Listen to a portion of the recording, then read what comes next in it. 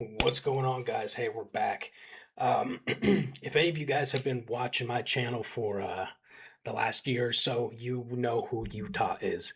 Utah is one of our New Zealand brothers, one of my best buddies in Ukraine, who was killed in action um, less than a year ago in Donbass during some operations with Azov. And this is the New Zealand Herald. It is a New Zealand news outlet who kind of cover his story here.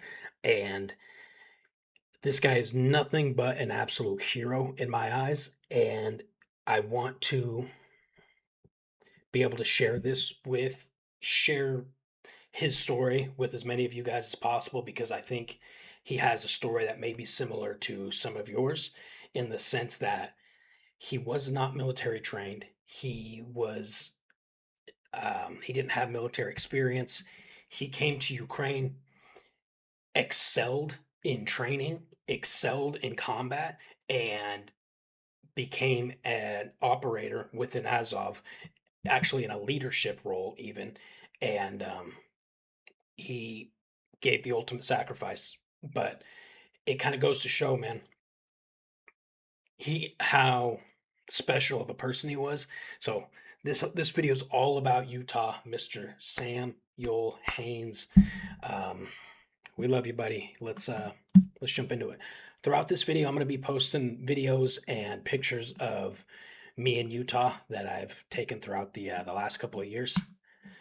So just be advised if a little video or something pops up, and I'll be able to add some more context to this video as well, because obviously I was here with him for a lot of this stuff. I was not there on the mission. I had left Azov previous to that.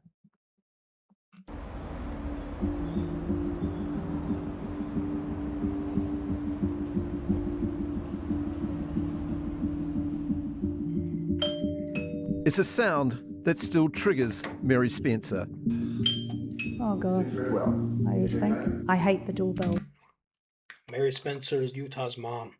Wonderful woman, raised an absolute hero. Ringing. Last December, a policewoman rang that bell. She said, "Are you the mother of Samuel Haynes?" And I knew. And I said, "Just tell me." She said, "I better come inside." I said, "No, just tell me." And is he dead? And she said, "Yes, he's dead." Sam Haynes was only 22 years old, a young Kiwi who travelled to Ukraine with no military or combat experience and became an elite soldier. And that was the circumstance he died in, so it is as brutal as it is possible to be. Sam grew up on the North Shore and... That's Dad. That's Mr. Simon, also a wonderful human being, raised an absolute hero. Went to Westlake Boys High School. Mum Mary and Dad Simon say he was a cheerful, creative kid with an eccentric sense of humour and a love of airsoft, a tactical combat game. He just had an instinct. I would get shot in 10 seconds flat, whereas he just knew where to go and sort of tactically what to do intuitively. It was through airsoft that Sam met some Americans who worked in the private military industry. He later started a defence studies degree at Massey University. And so when Sam eventually said to us, "I'm leaving for what he said was an intelligence job to go to Poland," the explanation was that he had sort of got that job through the people he'd met. But Sam never went to Poland. In January 2025, he travelled directly to Ukraine to enlist to fight. It'd be months before his parents found out the truth. This was during an interview that I gave to him, and this was the very early days of his recruitment processing in Azov. I was also his recruiter, so I was helping him through this whole process, making sure he got his paperwork, his bank account set up, all that kind of stuff. And we were doing a special for Azov and the since it was a new unit with some of the foreign fighters, and I reached out to a handful of guys, including Utah, Cheese, Oni, and Marcos, and this was during that. If he told us before he And this is just a funny side note, but this is what I mean. But I wanted to kind of grant some extra context to some of this stuff. He's wearing this beanie like this because he was in the International Legion when he first came to Ukraine. He joined the International Legion, and they were in the training phases of the Legion still. And he lost some kind of a bet, to where the bet that he made was that he would shave his eyebrows if he was wrong. So he had to shave his eyebrows, and then a few weeks later, or a couple weeks later, he was joining Azov, and I asked him, "Hey, do you want to be a part of this interview documentary style thing that we're making?" And he's like, "Yeah, sure." And he comes with this beanie all the way down right here. And during this whole thing, I didn't even know until they explained it to me later on. left that he was going to the Ukraine, we would have thrown up a storm, because no military experience, no combat experience, which makes what happened all the more extraordinary, in that no door closed to him. The doors just kept opening and he just kept progressing.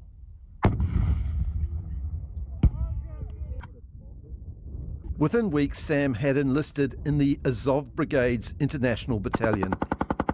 Sam was my best friend here, and I saw him and treated him as my little brother.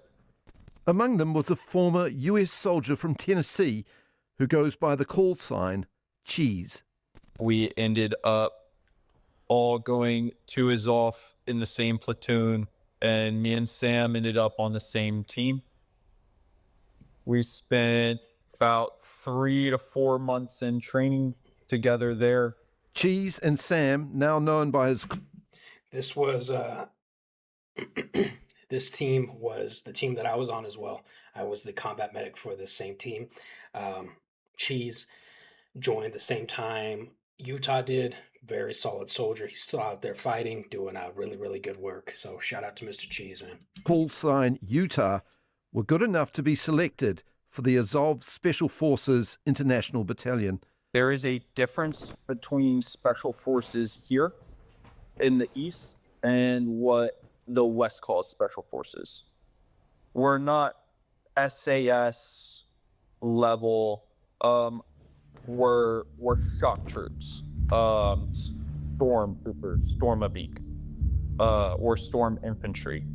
It's a special purpose designation to do clearing and assault work.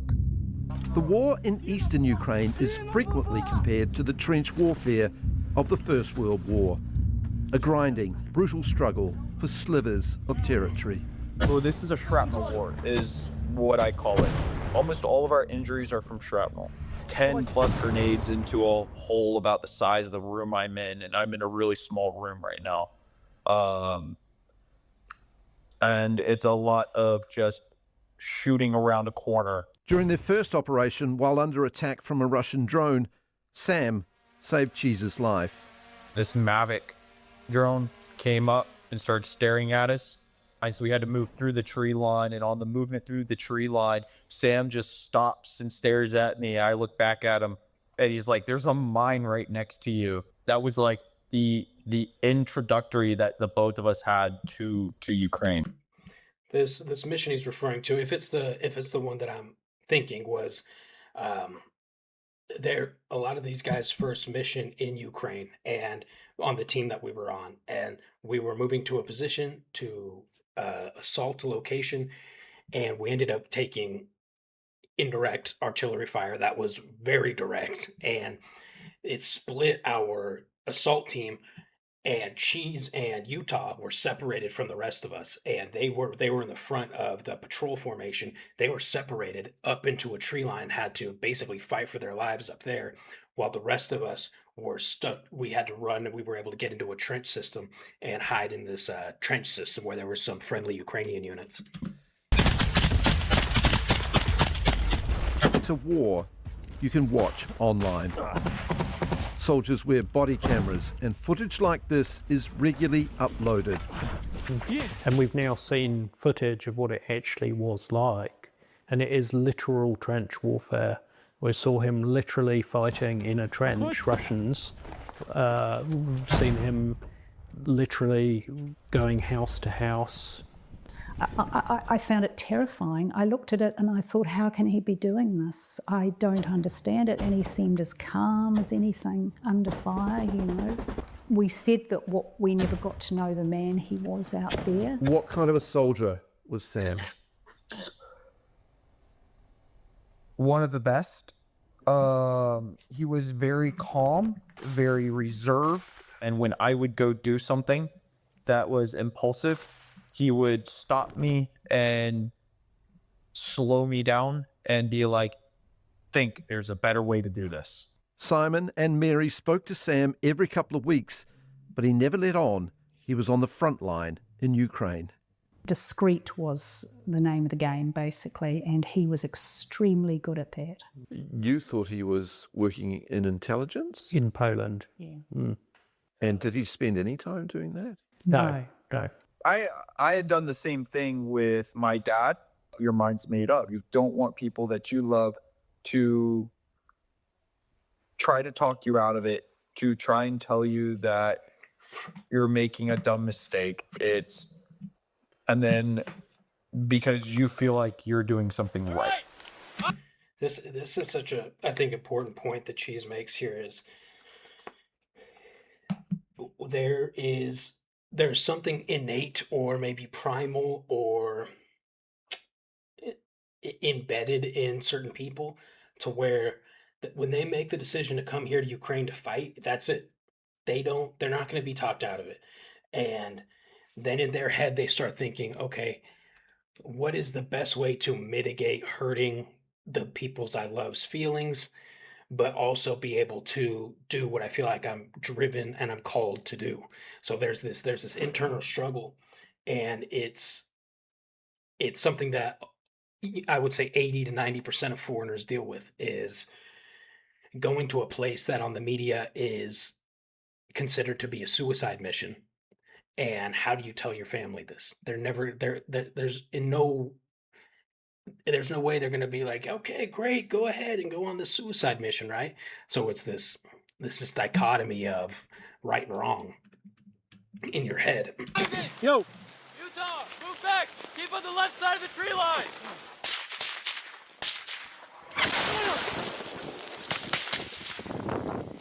It's not hard to understand why soldiers stay quiet.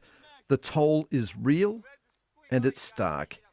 Cheese and Sam's unit had come close to being wiped out after being ambushed by a Russian recon team. And we had one who had gotten shot in the hand.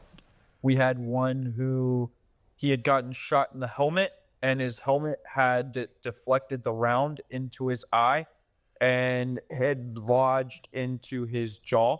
One of our guys had sustained a shrapnel wound to the neck and had died. Another friend was later killed after stepping on a mine. Alfie. In August, Sam called home. He told his parents he wanted to come back to New Zealand for Christmas. And then he paused. He said, buckle up for the ride. Buckle up for the ride. And then he said, I'm in the Ukraine, I'm fighting with the special forces. And he said, Mum, you know, I always wanted to be a soldier. He said it's the right thing to do, and also said this is something he could do, he was good at. What's it like to be so far away from your son, who all of a sudden you know is now fighting in a war in Ukraine? I think it's just disconnecting. It's quite surreal, actually. Sam told them the experience had shaken him. He was planning to step back from frontline operations. But my belief is that he never intended to do that. He found his tribe. He found his place that he belonged, and not only that. So after I'll say my part of the deployment, there was an agreement with me and Carl, and we've talked about this on the channel, that I was in recruitment and media and fundraising, but if I was going to help recruit some of these guys, I wanted to deploy with these guys and be on some of their missions with them. And that's what I did. It got to a point where after about 2.5 months in Donbass and going on multiple missions, I was contacted by the commander to meet him, and we had a discussion that there needs to be more fundraising happening in the unit, basically. And I said, I agree, but I'm not going to be able to raise these funds or help raise these funds here on the front, basically. So we made an agreement that I would go back, and that decision still eats me up. There's part of me that feels absolutely like I left my guys behind, and that eats me up to this day. And again, this video is not about me whatsoever, but I want to give you kind of some context here into this next part that I'm going to mention. So I went back to where my apartment was in more central Ukraine, and we started doing fundraisers, which became very successful. We ended up raising over 150 grand for these guys right here. But during this time, and I was back in my apartment, Sam was on leave, and he came back to the same city that I was in, and we had breakfast. We hung out multiple times while he was still back there. And there was one time we went out to breakfast. We were sitting, we were eating, and basically he was having the same discussion with me that that his parents had just mentioned, that it's pretty much insane out there on the front line. He had almost lost his life multiple times, kind of in this conflicted mode of, do I stick with the boys because I feel obligated to the guys, or do I leave, do something else? Do I help the unit in a different capacity? Blah blah blah. So we were at breakfast probably an hour and a half just discussing this stuff, and we didn't really come to any final decisions, but we talked a lot. And about a week later, I found out that he had decided to stay, and he was heading back out to the front line. They loved him. There's a switch, and the amount of purpose, brotherhood, the amount of just sacrifice you make, it's so powerful that you end up just being here for that. Before his final deployment, Sam called home again. He said, "Oh no, it's safe, Mum, it's safe. There's going to be no drones. We're going to have plenty of support." And he said that, look, if I pull out at this point, then the rest of my team's lives will be in danger. I didn't like it, but I had to accept it, I think. The unit... Oops, sorry. So to piggyback off of what they're saying here, I was still in contact with Utah. We spoke probably every 2 to 3 days. And he had told me something very similar to his parents, that he was in a different position now, because he was the machine gunner when I was on that team with them as well. He was in a different position now. It was further in the rear. He wouldn't be doing these assaults like we were doing, or these like forward operating missions like we were doing when I was there. So that gave me some peace of mind, especially because we had lost Alfie, like they said here, to that landmine just a handful of weeks prior to this. Its mission, or a couple of months, was to clear Russian troops from a village in Ukraine's eastern Donbass region. We were tasked with a larger two-team assault of a position that we had believed that Russians were in.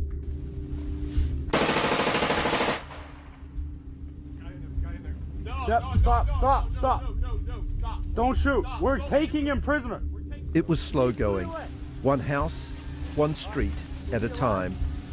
On the 7th day, the unit looked to take cover in the cellar of an abandoned house. Sam was point man, one of our guys, Aries, was second, and then another one, Chicago, was third. A group of Russians had moved back into that cellar. As soon as they had gotten down into the basement, there was gunfire. He died instantly.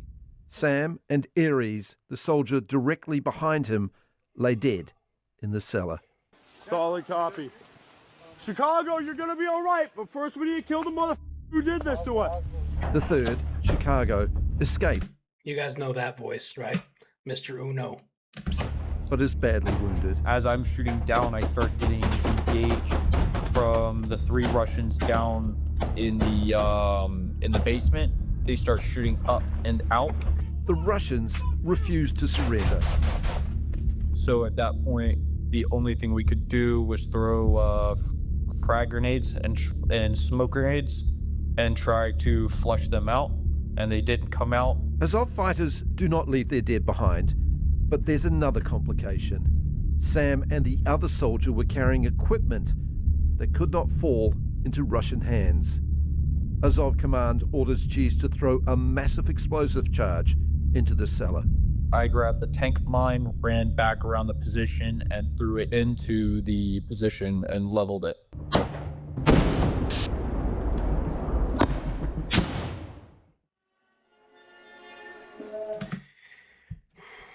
So shout out to Cheese, man. He at least there was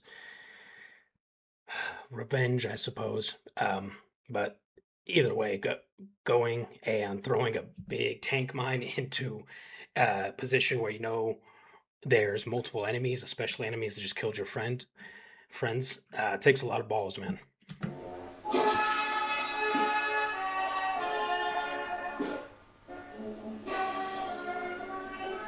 In Kyiv, on a snowy day in Independence Square, Sam Haynes was given a military funeral. His coffin draped with a New Zealand flag. 7 weeks later, he came home to his family. They say that war is young men dying and old men talking. Well, my son is dead and the old men are still talking. God of nations, at thy feet, in the bonds of love we meet. By then, it was summer on the North Shore. We don't understand war. We need to get some sense of that to see what it was like for him, because no matter how hard I try, I can't understand why he had to die. This is it. In May this year, Simon, Mary and their daughter Holly travelled to Kyiv to try to understand the man their son had become when he went to war. They found his image in Independence Square amongst the thousands of flags commemorating dead soldiers from all over the world. And to think that each of those had a family like ours behind it, you know, it's sort of almost too big to comprehend. And they found his spirit in the stories of his comrades. Utah and Cheese ran up, began to help, and ultimately probably saved everybody's lives. Uno was Sam's commander. Sam ran up with his machine gun and fired all 1,000 rounds into the tree line, and the Russians stopped shooting back.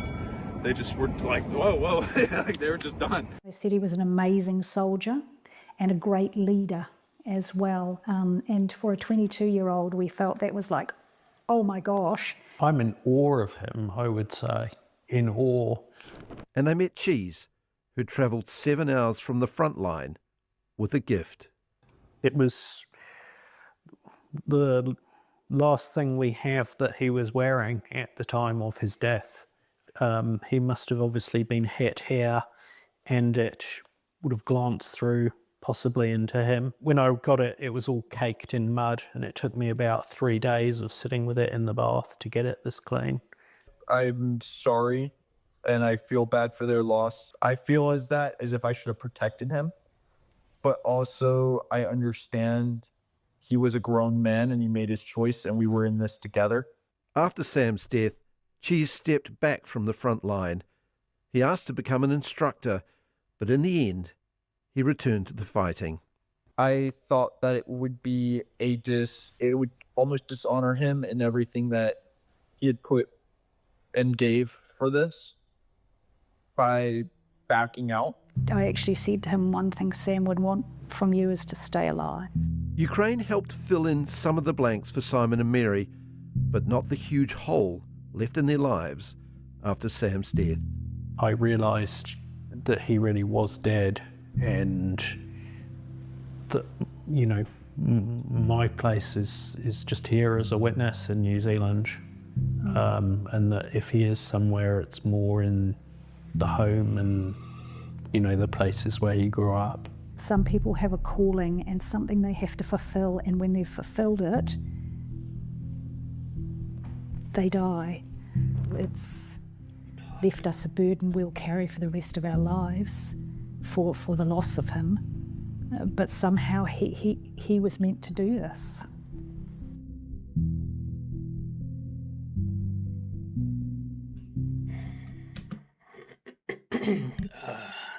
That is some heavy stuff, man. We don't have to drag out the outro. I just wanted to say